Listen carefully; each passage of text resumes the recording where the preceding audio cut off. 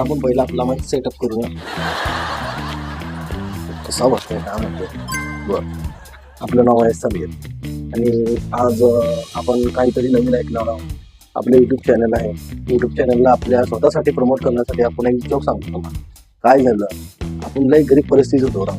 लई गरीब इतका गरीब म्हणलं काय सांगणार. मग विचार केला लोकांचं भेटलं. लोक म्हणलं युट्यूबमध्ये भरपूर पैसा आहे, कोण म्हणतं इंस्टाग्राममध्ये भरपूर पैसा आहे.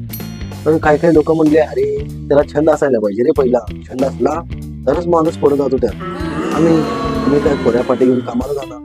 पहिला तर बांधकाम काम केलं. बांधकाममध्ये लई त्रास होता. ठेकेदार लई ताणत होता का त्यांना फक्त यायचा वाहतूक कर, फक्त यायचा वाहतूक कर. अरे फक्त 3 मत होता. मग विचार केला जाऊ सोडा हे कुठं आता बांधकाम करायचं म्हणून प्लंबिंग मध्ये घुसलो. पहिला म्हणत होते लोक प्लंबिंग काम सोपं आहे, प्लंबिंग काम उन्हात नसतं, सावलीत असतं. चला म्हणलं प्लंबिंग कामला गेलो. तेव्हा आपण बारका होतो. बारका म्हणलं तेवढं पण बारका नाही, चांगलं करत होतो सगळं. मग गेलो प्लंबिंग कामात, प्लंबिंग वगैरे शिकलो. आता प्लंबिंगचं मिस्त्री झालो. मग नवीन ट्रेंड झाला आपला ऑनलाईनचा, नेटवर्कचा, इंटरनेट आलं. तेव्हा म्हणले तिथे बाबा सोशल मीडियावर भरपूर पैसा आहे. ज्याचा टॅलेंट आहे त्याला पैसा मिळतो आणि जो पैशाचा पाठीमाग असतो त्याला पण त्यात मिळतं. म्हणलं चला व्हिडिओ बनव. 2020च्या साली आपण चालू केलं. 2020 म्हणजे आता 2025 साली एक 5 वर्ष पकडा झाले. तसं तर 2018 पासून बनवतो व्हिडिओ. पण प्रॉपर जेव्हा माहीत पडलं की याच्यावरून पैसे कमवता येते तेव्हा 2020 होतं. मग तिथून चालू केलं व्हिडिओ बनायचं. पहिला तर टिकटॉक होतं.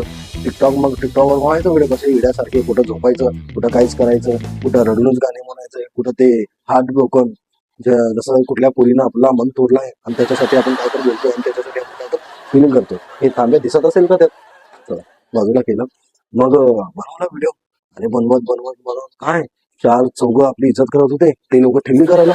अरे बाबा काय काम करतो तू असलं, काय व्हिडिओ बनवतो, काय डान्स करतो, काय वेगळं थोडं करून व्हिडिओ टाकतो.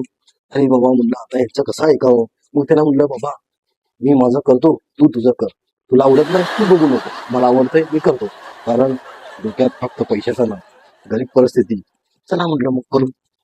तिथून आलं. टिकटॉक बंद पडला लॉकडाऊन मध्ये. इंस्टाग्राम चालू झाला. इंस्टाग्रामवर पहिला तर फक्त पोस्ट होते. त्यानंतर मग स्टोरीज चालू झाल्या, मग रील्स चालू झाल्या. हळूहळू एकदम फुल ह्याच्याने चालू झाले. मग म्हटलं आता इंस्टाग्राम तर बघा, टिकटॉकवर काही झालं नाही. ते कुठलं तर एक डायलॉग बनवलं होतं मी पहिला. हा काजल इन हातों ने सिर्फ हथियार छोड़ा है, चलाना नहीं बोले. काय त्याचं झालं ना, तिथं फक्त 1, 2, 250 व्ह्यूज पडले. मग तिथून इंस्टाग्रामवर आला. इंस्टाग्रामवर काय 101 कलाकार जसं टिकटॉकवर होते, टिकटॉक पेक्षा इथं खतरनाक आले. फक्त लाईक म्हणल्यावर त्या नागड्या पुरी असल्याची अशी अशी अशी अशी जे करतात ना त्यांना लाईक भेटते. आपण काय पोरं, आपण कुठं आता आपण फुल कपडे घालणार. आता रात्री झोपतोय म्हणून चड्डी घातलं. ते पण व्हिडिओ मध्ये दिसतंय का नाही काय माहित. जरा बॅक कॅमेरा चालू ठेवलंय. आता जेव्हा एडिटिंग करताना तेव्हाच बघावं की आता कसं आहे.